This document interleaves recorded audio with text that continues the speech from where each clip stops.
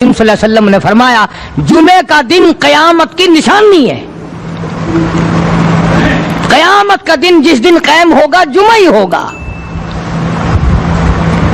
آج جمعہ تفریح کا دن ہے، آج جمعہ جوئے کا دن ہے، آج جمعہ شراب پینے کا دن ہے، آج جمعہ کھیل تماشا بے حیائی بدماشی کا دن لوگوں نے بنا لیا ہے. ایک ہمارا ماحول ہے، آپ ذرا توجہ فرمائیں. جمعے کے دن فلموں میں رش ہے، جمعے کے دن سینما کے ٹکٹ کا رش ہے، جمعے کے دن VCR بہت زیادہ چلتے ہیں، جمعے کے دن ٹیلی ویژن پہ بڑا رش ہوتا ہے، جمعے کے دن بدماشی ہے، جوا ہے، بے حیائی، زیادہ سے زیادہ بے حیائی جمعے کے دن ہوتی ہے. حالانکہ حضور کریم صلی اللہ علیہ وسلم نے فرمایا جمعے کے دن ایک گھڑی ایسی آتی ہے جو مانگو وہی ملتا ہے. جس حال میں کوئی مشغول ہوگا وہی اس کی زندگی کا مستقل ذریعہ بن جائے گا. کون سمجھائے تمہیں؟ کس کے اندر طاقت اور جرت ہے کہ قوم کے دھارا پھیر سکے اور قوم کے رخ کو پھیر سکے؟ کون پھیر سکتا ہے؟ اس لیے قرآن کریم نے بار بار للکارا اور فرمایا افلم یہد لہم کم اہلکنا قبلہم من القرون.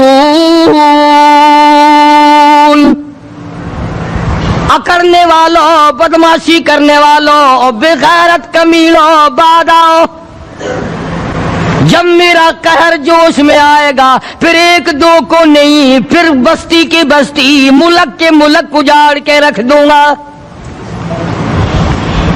افلم یہد لہم کم اہلکنا قبلہم من القرون.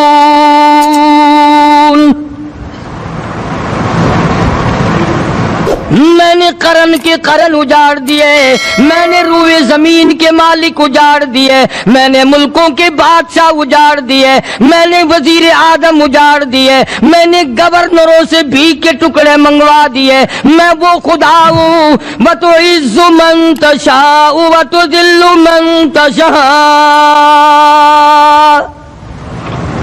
بِيَدِكَ الْخَيْرُ إِنَّكَ عَلَى كُلِّ شَيْءٍ قَدِيرٌ.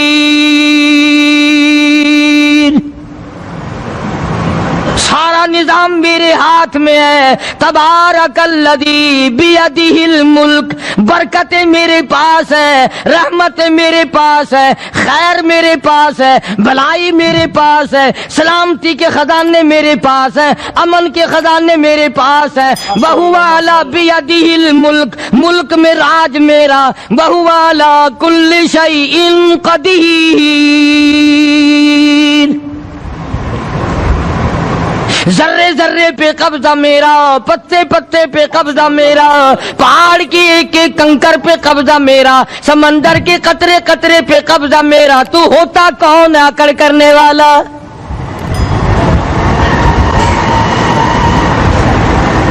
غور نہیں کرتے، سوچتے نہیں ہیں کہ کلام الہی ہمیں کیا بتانا چاہتا ہے.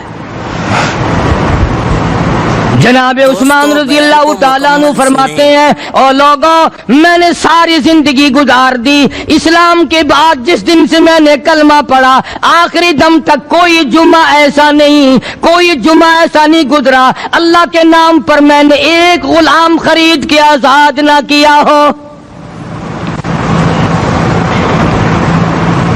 پہلے لوگ بھی جمعے کے دن درود پاک کی کثرت کرتے تھے، خیرات کیا کرتے تھے کہ 8 دن کا کفارہ ہو جائے،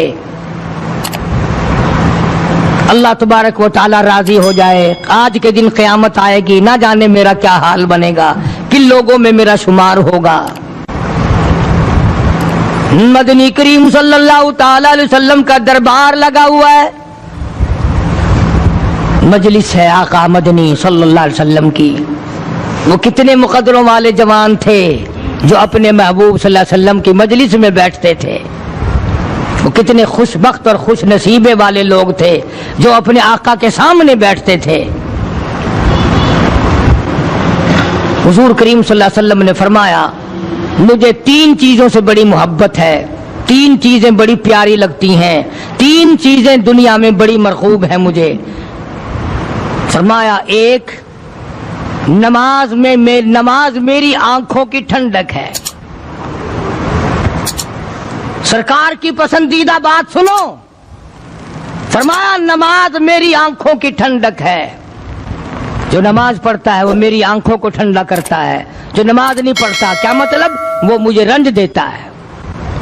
اور جامع ترمذی میں ایک حدیث موجود ہے، ارشاد ہے حضور کریم سب کہہ دو صلی اللہ علیہ وسلم کا، فرمایا کہ ہر پیر کے دن، ہر جمعرات کے دن ہر امتی کا نامہ اعمال میرے سامنے پیش کیا جاتا ہے۔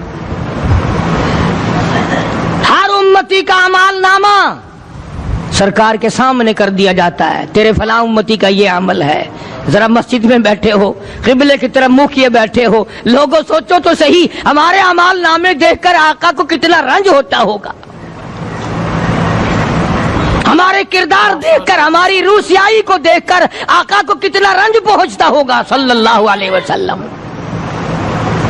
ارے ہم نے حضور کی ذات اقدس کو رنج پہنچایا، پریشانی پہنچائی، تکلیف پہنچائی، پرواہ نہیں کرتے نمازوں کی، نوجوان بھی بوڑھے بھی حج کر کے بھی نماز پڑھتے لوگ، اور اب تو ویسے بھی دانا بینا لوگ ہیں۔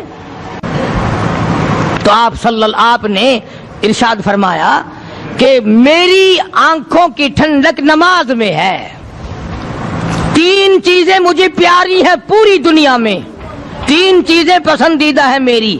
سب سے پہلی فرمایا نماز میری آنکھوں کی ٹھنڈک ہے، قرۃ عینی فی الصلاۃ او کما قال النبی صلی اللہ علیہ وسلم، فرمایا جس آدمی، جس امتی کا یہ دل کرے کہ میں نبی کی آنکھ ٹھنڈی ہو، اسے چاہیے کہ نماز پابندی سے پڑھے۔ دوسرا فرمایا وفادار عورت مجھے بڑی پسند ہے، حضور کریم صلی اللہ علیہ وسلم نے فرمایا وفادار عورت، ہائے ہائے ہماری ماؤں سے زیادہ وفادار کون ہوں گی؟ جناب عائشہ صدیقہ رضی اللہ تعالیٰ عنہ فرماتی ہیں کالی کملی والے کے گھر میں 3 مہینے چولہے میں آگ نہیں جلتی تھی۔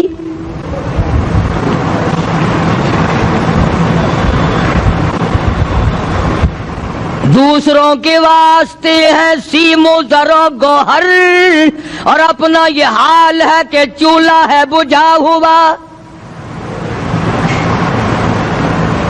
جناب عائشہ صدیقہ رضی اللہ تعالیٰ عنہ فرماتی ہیں ہمیں 24 گھنٹے میں ایک پانی کا پیالہ اور ایک کھجور کا دانہ ملا کرتا تھا۔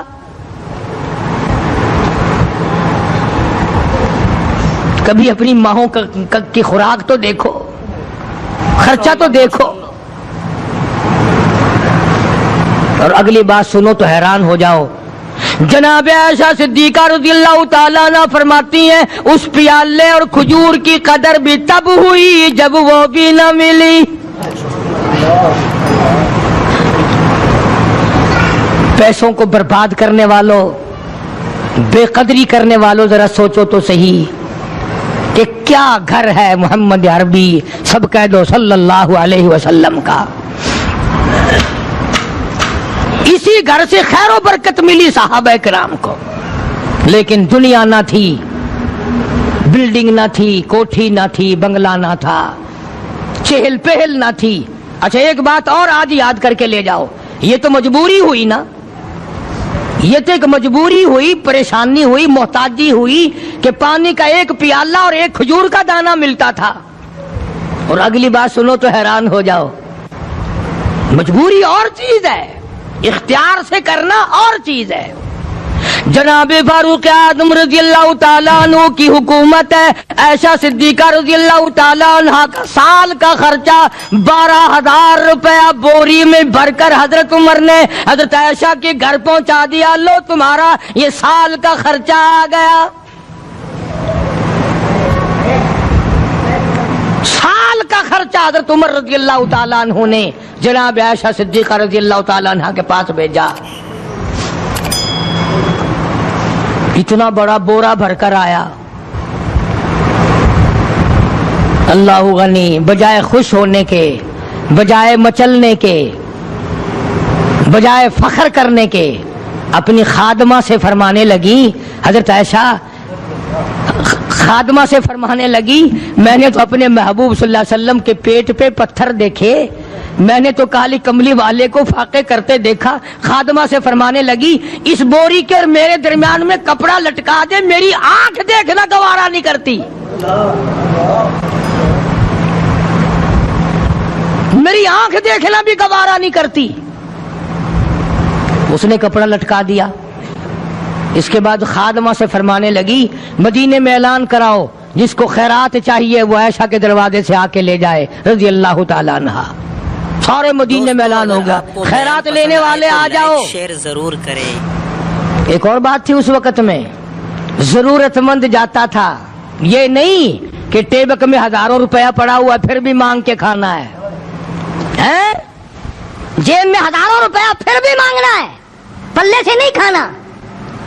کہ جتنے بھیک مانگے ہیں نا بھیک مانگنے والے، 1 کروڑ روپیہ دے دو انشاءاللہ شام کو پھر بھی مانگے گا، اس کے مقدر میں بھیک مانگنا ہے۔ اسے فرمانے لگی کچھ نہیں ہے، وہ خادمہ کہنے لگی کچھ نہیں ہے۔ اب وہ خادمہ کہنے لگی کہ اگر 1 ٹکے کا گوشت منگوا لیتی تو تم بھی اپنا روزہ کھول لیتی، گوشت سے میں بھی کھا لیتی۔ کیا جواب دیا اما عائشہ صدیقہ رضی اللہ تعالی عنہا نے؟ فرمانے لگی اب تانا دینے سے کیا فائدہ، تو نے اس وقت یاد کیوں نہیں دلایا؟ اس لیے میں نے یہ واقعہ سنا دیا کہ پہلی بار سن کر کے تو آپ لوگوں کے دل میں بھی یہ بات آئی ہے نا کہ جی مجبوری ہے، چوری تو وہ کرنے سے رہی بیچاری، پریشانی جو ہوئی، غربت جو ہوئی، تنگی جو ہوئی، چلو پانی کا پیالے پہ گزر کیا۔ اور نہیں، یہ حضرات اختیاری بھی فاقہ کرتے تھے۔ اب 12,000 آیا اور افطار کرنے کے لیے چھچوا رہے، کھجور بھی نہیں۔ اور ہم تو خدا جانے کب کب تک کا انتظام سوچتے ہیں، پوتے پوتیوں تک کا انتظام جب تک نہ کر لیں اور اولاد در اولاد تک کا انتظام نہ کر دیں اس وقت تک ہماری تسلی تو ہوتی نہیں۔ اسی کو مجذوب نے بڑے عجیب طریقے سے سمجھایا، کہتا ہے کہ آنے والی کس سے ٹالی جائے گی، آنے والی کس سے ٹالی جائے گی، اور جان ٹھہری جانے والی جائے گی، روح رگ رگ سے نکالی جائے گی، تجھ پہ ایک دن خاک ڈالی جائے گی، تیرے رشتہ دار عزیز اقربا دھڑا دھڑ مٹی پھینک کے ایسے آئیں گے گویا تجھے پہچانتے بھی نہیں۔ بڑی بڑی عجیب باتیں کہی مجذوب علیہ رحمت نے، اللہ کی رحمت نازل ہو اس کی قبر مبارک پہ آمین کا۔ کہتا ہے سب کی سب ہیں راہ روے کوئے فنا، سب چل رہے ہیں فنا کی طرف۔ اب یہ جو ہم لوگ بیٹھے ہیں نا خوش ہو رہے ہیں، میری 50 سال عمر ہو گئی، میری 60 سال عمر ہو گئی، میری 40 سال عمر ہو گئی، میری 30 سال کم عمر ہو گئی، اور اصل بات ہمارے دماغ میں اپنے آپ کو آخرت کے لیے جس قدر ممکن ہو سکے تیاری کریں۔ آج کل بڑی رات ہے، سویرے اٹھو، کم سے کم صبح و شام ہر آدمی 1 تسبیح درود شریف کی، 1 تسبیح استغفار کی، اور 1 تسبیح تیسرے کلمے کی، یہ تو کم سے کم ہو ہی جائے۔ بکواس کرتے سو جاتے ہیں، بکواس کرتے اٹھ جاتے ہیں، بلا ہے کوئی زندگی کا معاملہ؟ اللہ سے معافی مانگتا سو جا اور معافی مانگتا اٹھ جا، خدا کی قسم اللہ کا دریائے کرم جوش میں آئے گا۔ تو یہ ساری چیزیں میں نے لیے عرض کی، تو وقت پورا کرنے والا حساب نہیں کہ نہ جانے کس کو توبہ کی توفیق ہو جائے۔ کم سے کم ان 3 تسبیحوں کو ہر مرد عورت لازمی پکڑ لے۔ 1 تسبیح درود شریف کی، 1 تسبیح سبحان اللہ والحمدللہ ولا الہ الا اللہ واللہ اکبر ولا حول ولا قوت الا باللہ العلی العظیم، اور 1 تسبیح استغفر اللہ الذی لا الہ الا هو الحی القیوم واتوب الیہ، یا استغفر اللہ ربی من کل ذنب واتوب الیہ، اور 1 تسبیح درود شریف کی اللہم صلی علی سیدنا مولانا محمد وعلی آل سیدنا مولانا محمد مبارک وسلم وصلی علیہ۔ جب 1 مرتبہ درود بندہ پڑھے گا 10 بار اللہ کی رحمت آئے گی، 10 گناہ معاف ہوں گے، 10 درجے بلند ہوں گے، 10 خطائیں معاف کر دی جائیں گی، تو کتنا بڑا اجر ہے۔ خصوصاً بوڑھوں کو چاہیے کہ وہ گپوں میں اپنا وقت خراب نہ کریں۔ خدا کی قسم قبر میں جانے کے بعد تجھے 1 سانس کی مہلت نہ ملے گی۔ پر مجھے اس بات کا افسوس ہے کہ آپ لوگ پورا مضمون سننے کی کوشش نہیں کرتے، بلکہ بعض لوگ بالکل اخیر میں سر سے، ایک ہے جمعے کی فضیلت حاصل کرنا، ایک ہے جمعہ پڑھنا، ایک ہے سیرو لہاونا، اس میں بڑا فرق ہے. ایک ہے سر سے اتارنا اور ایک ہے اس کی فضیلت کا حاصل کرنا. حدیث پاک میں آتا ہے کہ جمعے کے دن فرشتے دروازے پہ کھڑے ہو کر کے حاضری لگاتے ہیں. ہاں اللہ صاحب مل کی ٹیکسٹائل مل کی حاضری کا تو پتا ہے, مسجد کی حاضری کا کوئی پتا نہیں. اگر دیر ہو جائے تو وہ گیٹ کیپر واپسی کر سکتا ہے, اگر دیر میں آیا تو یہ فرشتہ نہیں کہتا, وہ لانتی ہوا پیچھے سے. بہت مدت کی بات ہے, علامہ یوسف بن نور رحمۃ اللہ علیہ زندہ تھے, میں کراچی تھا, تو حضرت نے مجھے فرمایا کہ جمعہ ہمارے یہاں پڑھا دو. اب کے میری والی میں جمعہ پڑھاتا تھا ان دنوں میں. تو میں جب گیا تو ہم ایک چھوٹے سے دروازے سے داخل ہونے لگے. ایک پٹھان کہنے لگا پرلے دروازے سے چلو, میں بھی ادھر سے جاتا ہوں. میں نے کہا کیوں؟ کہنے لگا فرشتہ ادھر رجسٹر لیے کھڑا ہے, تم ادھر سے گھس جاؤ گے تمہارا حاضری نہیں لگے گا. وہ کہنے لگا فرشتہ بڑے گیٹ پہ کھڑا ہے, ادھر چلو. تو کم سے کم اس پٹھان کا تو یہ عقیدہ ہے کہ فرشتہ کھڑا ہے, اور تمہارا خیال یہ ہے کہ جمعے کے دن نہ فرشتہ ہے نہ خدا ہے, کوئی بھی نہیں ہے. اس لیے سیرت النبی صلی اللہ علیہ وسلم کا عنوان شروع ہوگا. وقتی آؤ, پورا مضمون سنو تاکہ لطف آئے, دل و دماغ بنے. اور عقیدہ میں نے تمہیں بتا دیا, لا الہ الا اللہ, خدا کے سوا الہ کوئی نہیں, مشکل کشا کوئی نہیں, پیدا کرنے والا کوئی نہیں, فصل میں, دکان میں, کارخانے میں اس کے سوا برکت دینے والا کوئی نہیں. اور یہ بات بتائی کس نے؟ محمد الرسول اللہ صلی اللہ علیہ وسلم. ہمارے نبی حضرت محمد الرسول اللہ صلی اللہ علیہ وسلم نے ہمیں یہ بات بتائی. خدا کے بعد خدا کوئی نہیں, مصطفیٰ کے بعد نبی کوئی نہیں, حضور صلی اللہ علیہ وسلم کے بعد کوئی کسی قسم کا جو نبوت کا دعویٰ کرے وہ کافر ہے, دجال ہے, بے ایمان ہے, وہ خنزیر سے بدتر ہے جو میرے آقا کے ختم نبوت کے تاج کو ہاتھ لگائے گا. فرمایا لہم قلوب لا یفقہون بہا. اللہ پاک جل شانہ فرماتے ہیں جس کا دل قرآن کریم سمجھنے کا عادی نہیں, لہم قلوب لا یفقہون بہا, جس کا دل قرآن سمجھنے کے لیے تیار نہیں, وَلَهُمْ أَعْيُنٌ لَا يُبْصِرُونَ بِهَا, جس کا کان اللہ کا قرآن سننے کے لیے تیار نہیں.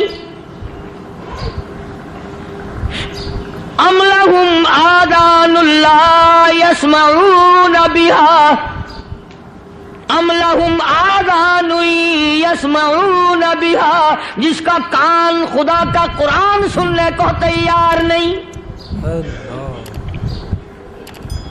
خدائی فیصلہ سنو, اللہ کے قرآن کا فیصلہ سنو, اللہ کے کلام کا فیصلہ سنو.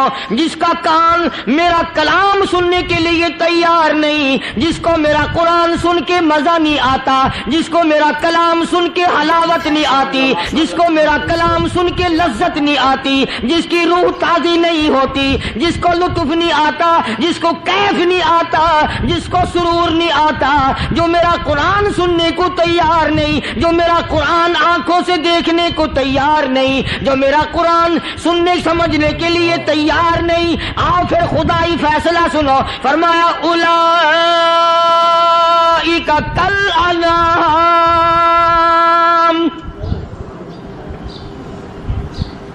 میرا فیصلہ نہیں, کسی پارٹی کا فیصلہ نہیں, کسی فرقے کا نہیں, کسی طبقے کا نہیں, کسی جماعت کا نہیں. فرمایا اولئک الانعام, پیدا کرنے والا مالک و خالق کہتا ہے مجھے اپنی کبریائی کی قسم یہ سارے جانور ہیں.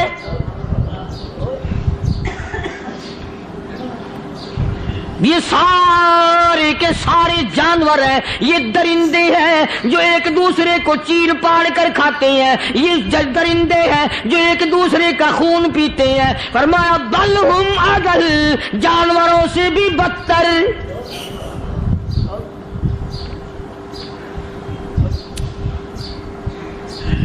جس کے دل میں قرآن سن کر ترس نہیں, جس دل میں رحم نہیں, اپنے سے کمزور دیکھ کر جس کے دل میں شفقت نہیں, مہربانی کا مادہ نہیں. فرمایا وہ کوئی بندہ ہے, وہ تو جانور ہے. اور خدا قسم میں آ گیا, فرمایا بل ہم اضل, اس سے بھی بدتر.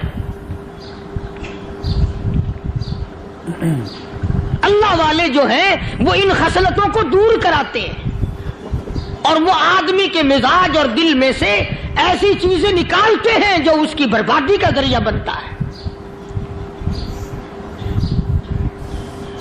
دل کی بیماریوں کا کسی کو فکر نہیں. بخار ہو جائے آپ چڑھ جائے آپ کو پتہ چل جاتا ہے, نزلہ ہو جائے آپ کو پتہ چل جاتا ہے, کھانسی ہو جائے پتہ چل جاتا ہے. دل کی بیماریوں کا کیا پتہ چلے؟ صحابہ اکرام رضوان اللہ تعالی علیہ مجمعین کی جماعت کے اللہ پاک کے محبوب حضرت محمد الرسول اللہ صلی اللہ تعالی علیہ وسلم نے دلوں کی صفائی کی. پہلے لوگ جھونپڑیوں میں کچے کوٹھوں میں رہتے تھے, نہ اتنی صفائی تھی نہ اتنی ترقی تھی. آج برتنوں کی صفائی دیکھو, کپڑوں کی صفائی دیکھو, مکان کی صفائی دیکھو, رات دن بس اسی دھندے میں لگے ہوئے. سارا دن برتن دھونے سے فرصت نہیں, سارا دن کپڑوں کے بناؤ اور سنوار میں فرصت نہیں. تو اللہ والے ایسے موقع پر بڑی عجیب بات کہتے ہیں. وہی مجذوب ہے, مجذوب علی رحمت کہتے ہیں بظاہر تو ہر شے میں بے حد صفائی, بظاہر تو ہر شے میں بے حد صفائی, مگر دل میں ہے گندگی انتہائی. بظاہر تو ہر شے میں چہرے کی صفائی, بدن کی صفائی, نہ جانے کتنی قسم کا صابن ہے, نہ جانے کتنی قسم کے پاؤڈر ہیں, نہ جانے کتنی قسم کے شیمپو ہیں, نہ جانے کتنی قسم کے کپڑے ہیں, کیا چال ڈھال ہے, کیا نئے نئے ڈیزائن ہے. مجذوب کہتا سب کچھ دیکھ لیا, بظاہر تو ہر شے میں بے حد صفائی, مگر دل میں ہے گندگی انتہائی. جس یار کی بیٹھک میں بیٹھ کے کھانا کھایا, جس رشتہ دار کی بیٹھک میں بیٹھ کے کھانا کھایا, اسی کی بہن کو دیکھ کر آبرو پہ ڈاکہ ڈالنے کا پروگرام ہے. جس دوست کے گھر میں بیٹھ کے کھانا کھایا, اسی دوست کی بیوی کی عزت لوٹنے کا پروگرام ہے. پرانے زمانے میں اب بھی دلی جیسے شہر میں اگر دعوت کی جاتی ہے تو وہاں ایک تشتری میں نمک آتا ہے سب سے پہلے. عرب میں بھی دستور تھا پرانے زمانے میں, اگر کوئی دعوت کرتا, کوئی تقریب کرتا, سب سے پہلے نمک آتا تھا. ایک ایک انگلی ہر شخص نمک چاٹتا تھا. کیا مطلب؟ جس نے نمک چاٹ لیا اب وہ نمک حرامی نہیں بنے گا. اس گھر میں چوری کرنا, اس گھر کی آبرو کا غلط تصور لانا, اس گھر کے مال میں خیانت کرنا وہ حرام سمجھتا تھا جس گھر کا میں نے نمک چکھ لیا. اور مسلمانوں کی بات نہیں, ہندوؤں کی بھی یہ باتیں تھی. مولانا محمد علی صاحب جلندری سب قید رحمت اللہ علیہ فرمایا کرتے تھے کہ ایک سکھ تھا بہت بڑا ڈاکو, مسلمان اور ہندو مل کر اس کو ساتھ ملا کر کے لے گئے کہ یہاں اس گاؤں میں اس پنڈ میں ڈاکہ ڈالے. سفر کر کے گئے, تکلیف اٹھا کے گئے. اس سکھ ڈاکو نے پوچھ لیا کہ یہ کون سا گاؤں ہے کہ یہ فلانا ہے. اچھا سارے کے سارے یہ تلاش کرو, یہ سوچ بچار کرو, اپنے پنڈ کی, اپنے علاقے کی, کسی مسلمان کی, کسی ہندو کی, کسی سکھ کی, کسی چوڑے چمار کی اس گاؤں میں لڑکی تو نہیں. ہمارے یہاں سے کوئی لڑکی تو شادی ہو کے یہاں نہیں آئی ہوئی. ان ساروں میں سے کہنے لگا کہ ہمارے بھنگی کی لڑکی جمعدار کی یہاں آئی ہوئی ہے. کہنے لگا واپس چلو, بیٹی بیٹی ہے چاہے بھنگی کی ہو یا نواب کی ہو. ارے کل بیٹی کا ڈولا دیا تھا, آج ڈاکہ ڈالیں گے, شرم نہیں آئے گی؟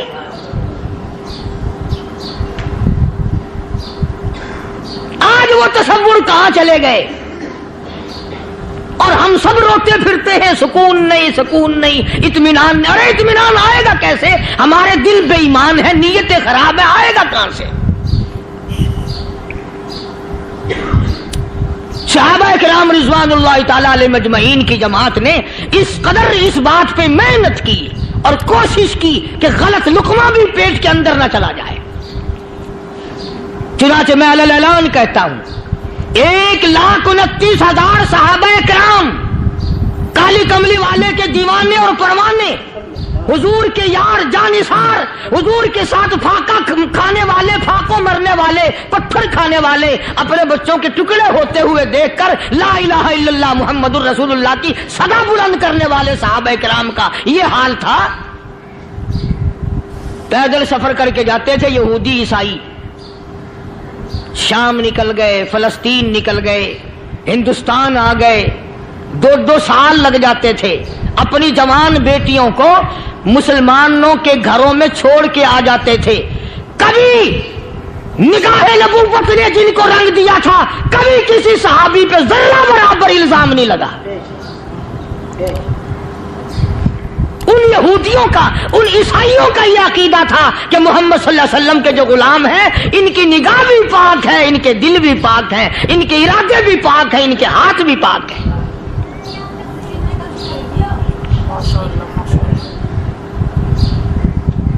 مصر کے گورنر نے, مصر کے جنرل کرنل نے خط لکھا سیدنا فاروق اعظم رضی اللہ تعالی عنہ کی خدمت میں.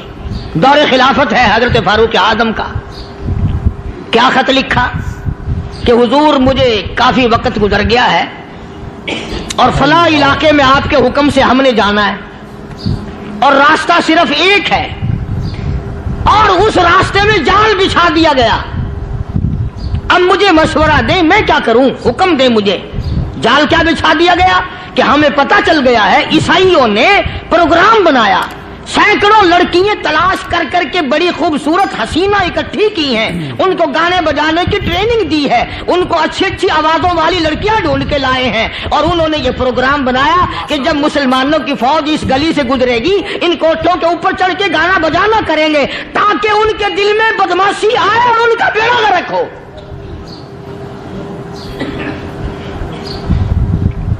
کبھی کافر کا یہ عقیدہ تھا کہ مسلمان کا دل بگڑا تو یہ گیا, اس کی نیت میں خرابی آئی اور یہ تباہ ہوا.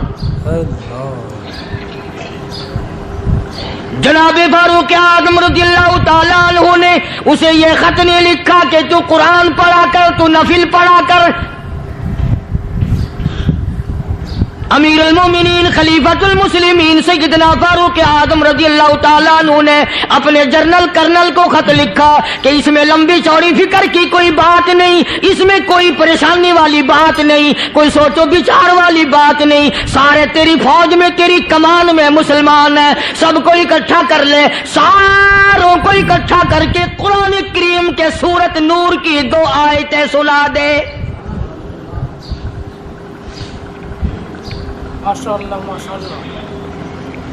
یہ بھی نہیں فرمایا کہ سزا سناؤ, اتنے کوڑے لگیں گے, جو خلاف کرے گا یوں قید ہوگی, یوں کورٹ مارشل کر دیا جائے گا, کچھ نہیں.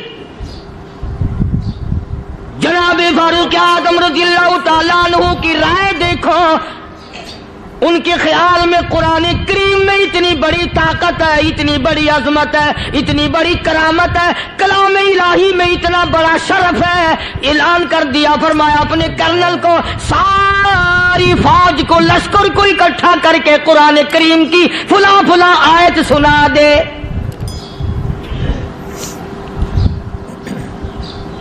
اور اس کے بعد بے دھڑک فوج کو, لشکر کو اسی راستے سے گزار کے لے جا, بے دھڑک لے جا. ہائے کبھی قرآن کی 2 آیتوں سے کام بن جاتا تھا, اب سارے قرآن سے میرا تیرا کام نہیں بنتا. قصور قرآن کا نہیں ہے, یہ میرا تیرا ہے. یہ تو اتنی وفادار کلام ہے, اتنی پاک کلام ہے, خدا کی قسم. ہزاروں رجسٹروں کے گتے, ہزاروں چائے کے ڈبے, ہزاروں مٹھائی کے ڈبے, لاکھوں کروڑوں دوائیوں کے ڈبے گندے نالوں پہ, کوڑیوں پہ, روڑیوں پہ پڑے ہیں, اور جس گتے نے قرآن کے ساتھ یاری لگا لی, خدا کی قسم کوئی آدمی بغیر وضو اس گتے کو بھی ہاتھ نہیں لگا سکتا. ہزاروں نہیں لاکھوں کپڑے مارکیٹ میں پڑے ہیں, پر جس کپڑے نے قرآن سے یاری لگا لی, جو کپڑا جسدان بن کر قرآن پہ چڑھ گیا, لوگ اس کو بھی چومتے ہیں اور چومنا چاہیے. یارو کپڑے نے قرآن سے یاری لگائی تو کپڑا عظمت والا بن گیا, گتے نے یاری لگا لی تو گتا بن گیا. ہزاروں قسم کے کاغذات روزانہ ذلیل ہوتے پھرتے ہیں. جس کاغذ پہ قرآن لکھا گیا وہ عظمت پا گیا, جس سیاہی سے قرآن لکھا گیا وہ سیاہی عظمت والی بن گئی. ارے اگر مسلمان قرآن کو اپنے اندر پیدا کر لے, اس کی عظمت کو بسا لے, اس کو اپنا لاہ عمل بنا لے, اس کو اپنے سر پہ رکھ لے, تو کیا یہ بندہ قرآن کے ساتھ وفاداری کرے تو قرآن کیا خیال ہے قرآن بے وفائی کر دے گا؟ یقین نہیں, یقین اصل بات اعتقاد کی ہے. یقین کا تو یہ عالم بنا ہوا ہے کہ اگر کوئی چوری کا معاملہ ہو جائے اور کسی پر شبہ ہو, اگر اسے کہو کہ قرآن اٹھا دے تو دیر نہیں لگائے گا, اور اگر کہے کہ فلانی خانگاہ کا کنڈا مار دیا کہ یہ کام میں نہیں کرتا. خانگاہ کے کنڈے پہ ایمان ہے, قرآن پہ ایمان نہیں. اس پر یقین ہے کہ پیر اندھا کر دے گا, اور یہاں یقین نہیں کہ جس خدا نے پیدا کیا اگر میں نے جھوٹا قرآن اٹھایا تو وہ برباد کر دے گا.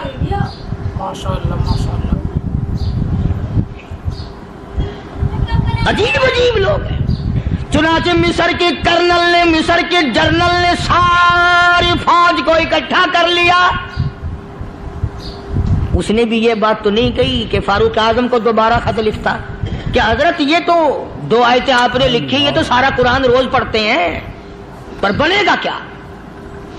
جیسے فاروق اعظم کا یقین تھا, فاروق اعظم کی فوج کے کرنل کا بھی یقین ہے, فاروق اعظم کے فوج کے جنرل کا بھی یقین ہے. اس نے ساری فوج کو اکٹھا کیا, لشکر کو جمع کیا, اور اس کے بعد کہنے لگا قل للمؤمنین یغضوا من ابصارکم وَيَحْفَظُوا فُرُوجَهُمْ ذَلِكَ أَزْكَىٰ لَهُمْ إِنَّ اللَّهَ خَبِيرٌ بِمَا يَصْنَعُونَ. او لوگو, خدا تمہیں کہتا ہے اپنی آنکھوں کی حفاظت کرو. اگر تمہاری نظریں غلط جگہ پڑی, اپنی عزت کی حفاظت کرو, اپنی آبرو کی حفاظت کرو. اگر غلط نظریں پڑی, غلط استعمال ہوئی, ان اللہ خبیر بما یصنعون.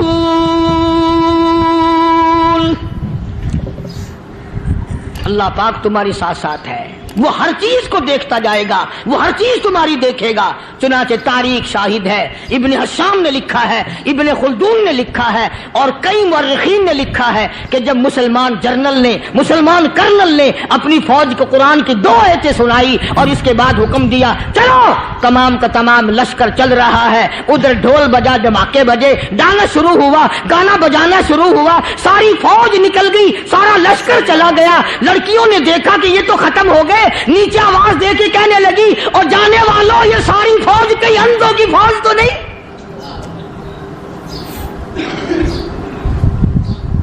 یہ حسن کا نظارہ اور یہ ڈانس اور یہ آواز, ہم ناچ ناچ کے تھک گئی, کوئی سر نہیں اٹھاتا.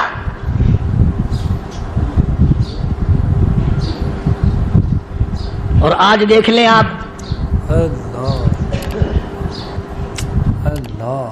ہر گھر کے اوپر وہ لگا ہوا ہے ایریل, لعنت کا ایریل لگا ہوا ہے, لعنت کا ایریل. حاجیو تم کیا کہتے ہو کہ ہمارے گھر کا اس میں کیا بگڑے گا؟ خدا کی قسم وہ بگڑتا ہے, وہ دیمک لگتی ہے, وہ تباہی پھرتی ہے, تمہیں پتہ بھی نہیں چلتا. تم نے کیا سوچ رکھا ہے؟ مسلمان کرنل کے حکم پہ ساری فوج نکل گئی. ناچنے والی گانے والی لڑکیاں عیسائیوں کی حیران ہیں. کیا ہوا؟ لاکھوں کی تعداد میں فوج گزر گئی, کوئی نگاہ اٹھا کے نہیں دیکھتا. ایک مسلمان سپاہی گزرتا گزرتا نیچی نظریں کیے کیے کہنے لگا سر کیسے اٹھائے, نگاہ کیسے کوئی اٹھائے گا؟ یہ سارے کے سارے اللہ کا قرآن سن کر آئے ہیں.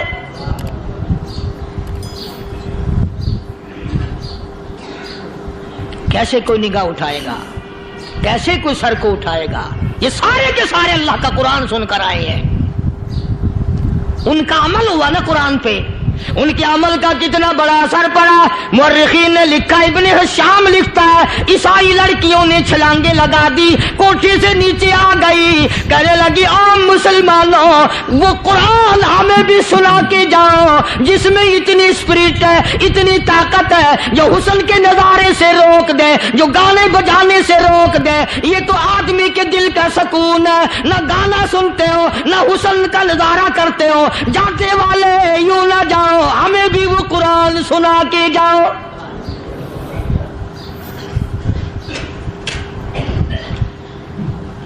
اس قرآن میں کتنی بڑی طاقت ہے, وہ کتنی عظمت ہوگی اس میں, اس کلام میں کتنی برکت ہوگی, جس کلام میں یہ تاثیر ہے کہ وہ ایسی ایسی چیزوں سے روک دیتا ہے. چنانچہ ایک مسلمان سپاہی چلتا بھی جاتا ہے اور کہنے لگا وَقُلْ لِلْمُؤْمِنِينَ,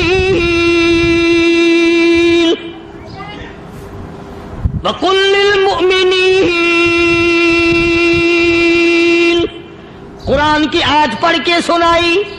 سینکڑوں نہیں بے شمار لڑکیاں ایک مسلمان کی زبان سے اللہ کا قرآن سن کے کہنے لگی, اور جانے والوں چھوڑ کے نہ جاؤ, ہمیں بھی کلمہ پڑھاؤ.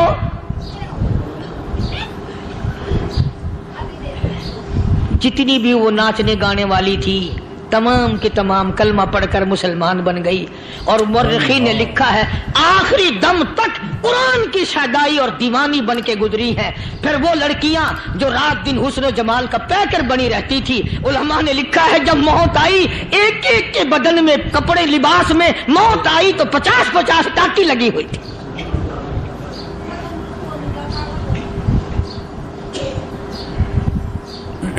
بظاہر تو آج بھی بڑی جھاڑا پنجی ہے, بڑی صفائی ہے, بڑی دوڑ دھوپ ہے. اسی کو مجذوب الاعلان کہتا, بظاہر تو ہر شے میں بے حد صفائی, مگر دل میں ہے گندگی انتہائی, کبھی اس کے دھوکے میں آنا نہ بھائی, یہ سب ہے رعائی, یہ بس ہے رعائی. یہ تو چیز ہی کچھ نہیں. بڑے بڑے دھندے ہمیں پلٹتے دیکھے, بڑے بڑے نظام بگڑتے دیکھے. محمد عربی صلی اللہ تعالی علیہ وسلم کے دربار میں بڑے بڑے لوگ آتے تھے.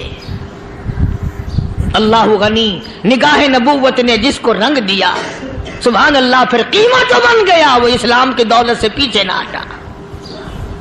کوئی پیچھا پھر کے دیکھا ہی نہیں کہ ہم کیا کر رہے ہیں. ایک لذت تھی, ایک کیف تھا, ایک سرور تھا صحابہ کرام کو. کہاں سے وہ چیز ہم لائیں, کیسے ہم میں وہ چیز پیدا ہوگی. جنگ بدر ہوا, بڑی بہترین بات ہے, توجہ لکھ کے لے جاؤ, انشاءاللہ قبروں میں دعائیں دو گے. جنگ بدر ہوا, 70 سے زیادہ کافر پکڑے گئے, مدینے میں پکڑ کے قیدی بنا کر کے لائے گئے. تنگ دستی کا زمانہ ہے, 1 سال نہیں ہوا مسلمان اجڑ کے آئے تھے, مار کھا کے آئے, پریشان ہو کر آئے, دن دولت چھوڑ کر لٹا کر آئے. ان کے پلے کیا تھا. شام کا وقت ہوا, مدنی کریم صلی اللہ تعالی علیہ وسلم نے مسجد کے دروازے میں کھڑے ہو کر اعلان فرما دیا, کون ہے, کون ہے جو میرے مہمانوں کو کھانا کھلائے. اور وہ مہمان کوئی شہنشاہ نہیں تھے, ہیں بھی کافر, ہیں بھی اسلام کے دشمن, آئے بھی صحابہ کرام کو مارنے, میدان جنگ سے پکڑ کے لائے گئے, جنگی قیدی ہیں. اس نبی کی طرف کبھی منہ کیا کر جس نبی کا تو غلام ہے, امتی بڑا پھرتا ہے. فرمایا کون ہے جو میرے مہمانوں کو کھانا کھلائے. صحابہ کرام میں سے کسی نے 2 پکڑ لیے, کسی نے 1 کو ساتھ لے لیا. ایک بنادار سا غریب سا صحابی ہے, اس نے ساتھ لے لیا ایک مہمان اور گھر لے کے گیا. بیوی کو کہنے لگا کہ کھانا کتنا ہے, کہ بس 1 آدمی جوگا ہے, 1 آدمی کی کافی ہوگا. کان میں کہنے لگا اپنی بیوی کے، دستور تھا عرب کا، مہمان اور میزبان اکٹھے کھایا کرتے تھے، اپنی گھر والی کے کان میں کہنے لگا کہ اس کے آگے کھانا رکھ دیں گے مہمان کے، جب یہ کھانا شروع کر دے گا کسی بہانے سے دیوا بجھا دیو، میں یوں ہی منہ کو خالی ہلاتا رہوں گا، یہ کھانا کھا لے گا، پیٹ بھر جائے گا اس کا۔ چنانچہ کھانا آگے رکھ دیا، جو کچھ بھی تھا، اس نے کھانا شروع کیا کہ جی آپ بھی کھائیں، کہ ہاں ہاں میں بھی کھا رہا ہوں۔ بس یوں ہی کھانے میں بھی ہاتھ لگائے، منہ کو بھی ہاتھ لگائے اور منہ کو چلائے بھی برابر، بیوی نے چراغ بجھا دیا۔ یہ عمل تو صحابی کر رہا ہے اپنے گھر میں، ادھر قرآن کریم نازل ہو گیا محمد کریم صلی اللہ علیہ وسلم کی ذات پہ، فرمایا وَيُؤْثِرُونَ عَلَىٰ أَنفُسِهِمْ وَلَوْ كَانَ بِهِمْ خَصَاصَةٌ وَمَن يُوقَ شُحَّ نَفْسِهِ فَأُولَٰئِكَ هُمُ الْمُفْلِحُونَ۔ اور میرے محبوب مبارک ہو، تیری امت میں ایسے لوگ بھی ہیں جو اپنا منہ خالی ہلا رہا ہے، بیوی بھوکی بیٹھی ہے، چراغ بجھائے بیٹھی ہے اور اپنے ہاتھ کو خالی چلا رہا ہے اور میرے بندے کا پیٹ بھر رہا ہے۔ اور میرے محبوب مجھے اپنی عظمت کی قسم، میں تیری ان دیوانوں پہ جنت واجب کر چکا۔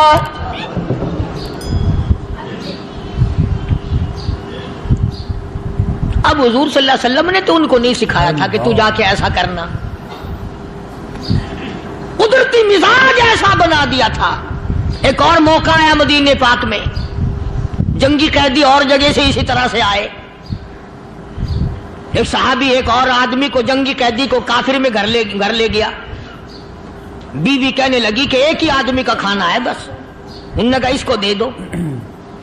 وہ کافر جنگی قیدی کہنے لگا جی آپ بھی کھائیں، کہنے لگا بھی بات ہے صاف، ایک آدمی کا کھانا ہے، تو کھانا کھا، میں درخت کے پتے چبا لیتا ہوں۔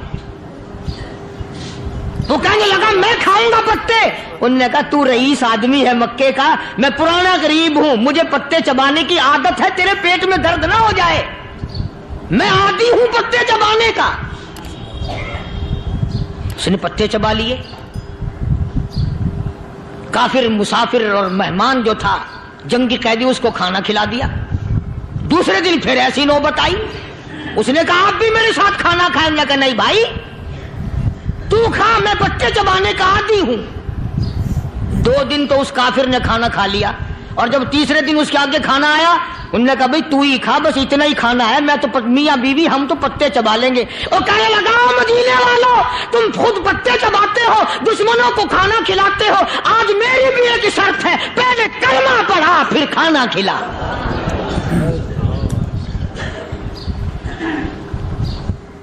آج میری بھی ایک شرط ہے۔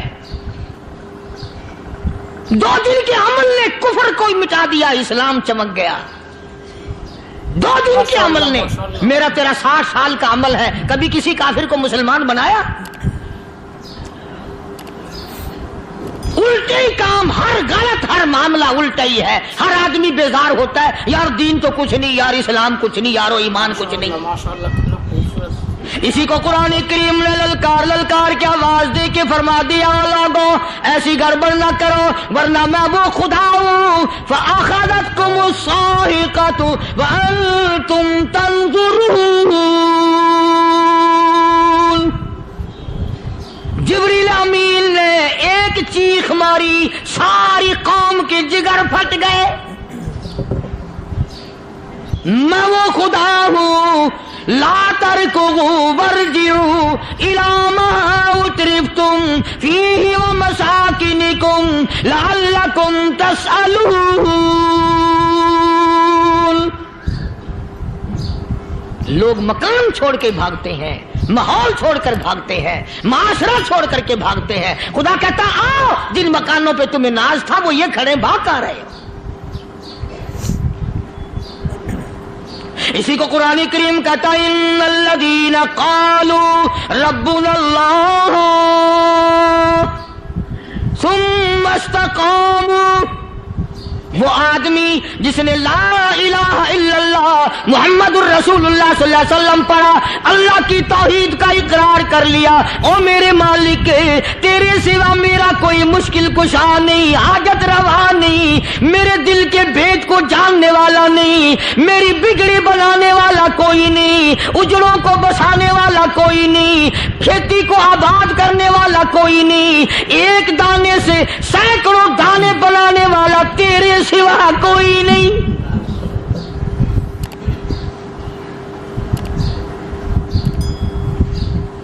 کھیتوں میں جاؤ، کبھی یہ تو سوچو کہ دنیا میں حکومتوں نے کتنے مل لگا رکھے ہیں، چینی کے شکر کے کتنے مل ہیں، کتنے ڈیپو ہیں، پھر بھی قلت ہو جاتی ہے۔ اور یہ اللہ میاں نے کتنا میٹھا کیلے میں، سنترے میں، مالٹے میں، انگور میں، سیب میں، کبھی یہ بھی سنا کہ اللہ میاں کا شوگر مل فلاں علاقے میں لگا ہوا ہے؟ کبھی یہ تو دیکھو کہ یہ قدرت کاملہ کے سوا اور کون پیدا کر رہا ہے؟ فرمایا جس نے اللہ کی توحید کا اقرار کر لیا، محمد عربی صلی اللہ علیہ وسلم کی ختم نبوت کا اقرار کر لیا، خدا کے بعد خدا کوئی نہیں، مصطفیٰ کے بعد نبی کوئی نہیں۔ پھر قرآن نے شرط لگائی ثم استقاموا، پھر اس پر جمع رہے، ڈٹا رہے، یوں نہیں کہ کبھی ادھر لڑک گیا کبھی ادھر لڑک گیا۔ لوگ تو بدل جاتے ہیں، لوگوں کا کیا ہے؟ پچھلے سال کی بات ہے، یہیں مغرب کی نماز کے بعد گرمی کے موسم میں میں یہاں بیٹھا ہوا تھا، باہر آ گئے شہر کے وہ آدمی، وہ کہنے لگے جی ایک کام آئے ہیں۔ میں نے کہا کیا؟ کہ 25,000 روپے چوری ہو گیا ہمارا، بتاؤ ہمیں۔ میں نے کہا مجھے کیا پتا؟ انہوں نے کہا نہیں سارا شہر کہتا ہے کہ قاری نہیں بتا دیتا ہے۔ میں نے کہا اچھا یہ یوں نہیں جانے کا؟ میں نے کہا پھر آدھے لوں گا۔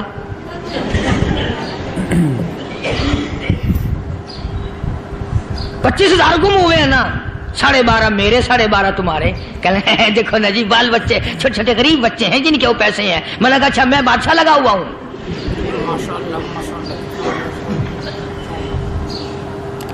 انہوں نے کہا جی سودا مہنگا۔ میں نے کہا پھر کہیں اور چلے جاؤ۔ جتنا میں نے سمجھایا نہیں ماننا کہ اگر ہمیں یوں پتہ چل جائے مولویوں کو ولیوں کو تو پھر یہ لاکھوں کروڑوں پولیس والے رکھنے کی ضرورت ہے بھلا؟ اتنی بڑی فوج کا رکھ کر کیا کریں گے ہم؟ اربوں روپیہ فوج کا خرچہ ہے، دو ولی، ایک ولی کو اس بارڈر پہ بٹھا دیں گے، ایک ولی کو اس بارڈر پہ بٹھا دیں گے، پھر ہم بڑھانا دیں گے اولیاء کرام رجمت۔ ذہنیت مری گئی، سمجھ نہیں پاتے، دین کے قریب نہیں آتے لوگ، سمجھتے نہیں۔ فرمایا ثم استقاموا تتنزل علیہم الملائکۃ الا تخافوا ولا تحزنوا وابشروا بالجنہ التی کنتم توعدون۔ قرآن کہتا ادھر ولی کی موت آتی ہے، ایسا آدمی جو اپنے کلمے پہ جمع رہے، شرک و بدعت کی لعنت سے بچے، کفر و نفاق سے بچے۔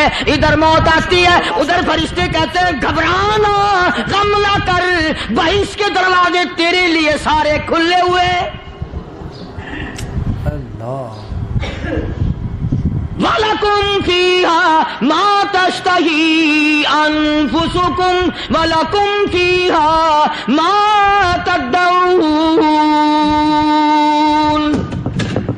فرمایا ہم تمہاری ہر اس تمنا کو پورا کریں گے، ہر اس آرزو کو پورا کریں گے، جو مانگو گے وہی ملے گا، جو کہو گے وہی دیا جائے گا۔ نحن اولیاؤکم فی الحیات الدنیا وفی الآخرہ، ہم دنیا میں بھی تمہارے کارساز ہیں، ہم آخرت میں بھی تمہارے کارساز ہیں، ہم دنیا میں بھی تمہارے دوست ہیں، آخرت میں بھی تمہارے دوست ہیں، اور خدا کے یہاں وہ انعام ملے گا۔ اللہ غنی، رائی کے دانے کے برابر نیکی کی ہوگی، جب پہاڑوں کے برابر ثواب ملے گا تو آدمی حیران ہوگا، یا اللہ تیرے جیسا بینک تو کسی کا بھی نہیں۔ رائی کا دانہ لے کر پہاڑ واپس کر دیا، مالک نے نجات کا ذریعہ بنا دیا۔ فرمایا نزلا من غفور رحیم، یہ مہمانی ہے پروردگار عالم کی طرف سے۔ قرآن اعلان کر کر کے کہتا وبالاسحار ہم یستغفرون، اللہ پاک فرماتے ہیں میرے بندوں کی نشانی یہ ہے کہ وہ آخری رات میں بڑے ویلے سحری کے وقت اٹھ کر استغفار کرتے ہیں، اللہ کے حضور میں معافی مانگتے ہیں، روتے ہیں، عاجزی کرتے ہیں۔ کہتا کہ ایک تڑپ سی دل میں امنگتی ہے، ایک درد جگر میں ہوتا ہے، ایک تڑپ سی دل میں امنگتی ہے، ایک درد جگر میں ہوتا ہے، ہم رات کو رویا کرتے ہیں جب سارا عالم سوتا ہے۔ سب لوگ سوئے ہوئے ہوں اور اللہ کا دروازہ کھٹکھٹا، اندھیرے میں مالک کائنات کے سامنے جھولی پھیلا، اپنی بگڑی کا سوال کر، اپنی مشکلات اس مالک کے سامنے پیش کر جو سارے جہان کا خالق و مالک ہے۔ عقیدہ بھی بناؤ، اعمال بھی بدلو، مزاج بدلو، طبیعتوں میں انقلاب لاؤ، اور لوگوں ان گھروں کو مسلمانوں والے گھر بناؤ۔ تم برا مان کے جاؤ یا بھلا مان کے جاؤ، میں اپنے عقیدے کی بات کو چھپاتا نہیں۔ جس گھر میں کوئی مرد عورت قرآن کے کھولنے والا نہیں، میں اس گھر کو مسلمان کا گھر نہیں کہتا، وہ چوڑے اور کراڑ اور سکھ کا گھر ہے۔ تمہیں یہ سکھایا کس نے ہے کہ مرنے کے بعد قرآن پڑھا جاتا ہے اور ساری زندگی میں نہیں پڑھا جاتا؟ یہ قرآن مردوں کے لیے تھوڑی آیا، یہ زندوں کے لیے آیا ہے۔ حدیث پاک میں آتا ہے حضور کریم سب کہہ صلی اللہ علیہ وسلم نے فرمایا عیسیٰ علیہ السلام ایک قبرستان سے گزرے، گورستان سے گزرے تو ایک قبر کو دیکھا، وہ نبی ایسا تھا، اس کے معجزات ایسے تھے، قبر میں دیکھا تو ایک بڑھیا جل رہی ہے، سڑ رہی ہے، تباہ ہو رہی ہے، رو رہی ہے۔ تو عیسیٰ علیہ السلام پناہ کر کے وہاں سے گزر گئے۔ چند دنوں کے بعد جو اسی قبر کے پاس سے گزرے تو عیسیٰ علیہ السلام کو دھیان آیا کہ اس قبر میں ایک بڑھیا بڑی عذاب بھگت رہی تھی، مگر اس دن جو دیکھا وہ تو عیش میں بیٹھی ہے، تخت میں بیٹھی آرام کر رہی ہے۔ سیدنا عیسیٰ علیہ السلام نے اللہ پاک سے سوال کر دیا، الہی مرنے کے بعد تو آدمی کوئی نیکی بھی نہیں کر سکتا، اس نے کیا کر لیا جو اس کا سارا نظام بدل گیا؟ آواز آئی اے عیسیٰ لکھ کے لے جاؤ یہ بات، حضور کا فرمان ہے۔ فرمایا اے عیسیٰ، اس مائی کے چھوٹے سے پوتے نے استاد کے پاس جا کر کے پڑھا بسم اللہ الرحمن الرحیم، اس ننھے سے منہ سے، چھوٹے سے منہ سے جب یہ لفظ نکلا اے اللہ تو بڑا مہربان ہے، تو بڑا کریم ہے، عیسیٰ چھوٹے سے منہ سے جب نکلا، وہ تو معصوم تھا، اس کے منہ سے جب نکلا نا کہ میں بڑا مہربان ہوں، میں نے اس معصوم بچے کے صدقے میں اس کی دادی پہ کرم کر دیا۔ اس کے نام میں بڑی برکتیں ہیں، اس اللہ کا نام لینے میں بڑی برکتیں ہیں۔ گڑ میں مٹھاس ہے، اللہ کے نام میں مٹھاس نہیں، ٹافیوں میں مٹھاس ہے، اللہ کے نام میں مٹھاس نہیں۔ تم نے چکھ کے نہیں دیکھا، اگر تم چکھ لو خدا کی قسم دنیا کی کوئی چیز اچھی نہ لگے اللہ کے نام کے مقابلے میں۔ اللہ پاک مجھے اور آپ سب کو اپنا نام لینے کی توفیق عطا فرمائے، اپنے قرآن کی تلاوت کرنے کی توفیق عطا فرمائے، اور اپنا ذکر اور اپنا فکر اور اپنے شکر کی توفیق عطا فرمائے، اور اللہ پاک ہم سب کو یہ ہمت دے کہ مرتے دم تک ہم قرآن سے یاری کریں، قرآن سے وفاداری کریں۔ وآخر دعوانا ان الحمدللہ رب العالمین۔ بسم اللہ الرحمن الرحیم۔ السلام علیکم ورحمۃ اللہ وبرکاتہ۔ پیارے دوستو، آج پھر ایک قاری رحمۃ اللہ علیہ کا بہت ہی زبردست بیان لے کر حاضر ہوں۔